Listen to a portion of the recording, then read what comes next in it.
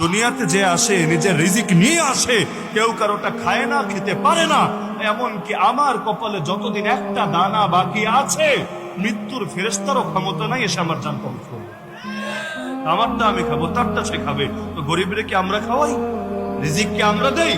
না, বরঞ্চ এটা আল্লাহ চাইলে নিজেই নিয়ে নিতে পারতেন। আবার আল্লাহ বললেন যে ঠিক আছে, আমি এদের মেহমানদারি করব, তবে বান্দা তোর হাতটাকে কাজে লাগাবো যাতে করে তোর হাত দামি হতে পারে। যেমন আবু জাহালকে ধ্বংস করেছেন কে?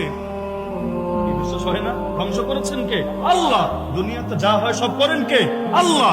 আবু জাহালকে ধ্বংস করবেন আল্লাহ। আল্লাহ চাইলে মক্কার উপত্যকায় তাকে ধ্বংস করে দিতে পারতেন না?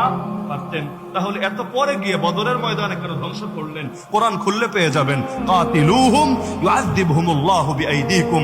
তোমরা লড়াই করবে ইসলামের দুশমনদের বিপক্ষে, আল্লাহ আযাব দিবেন ওদেরকে, তবে তোমাদের হাতে।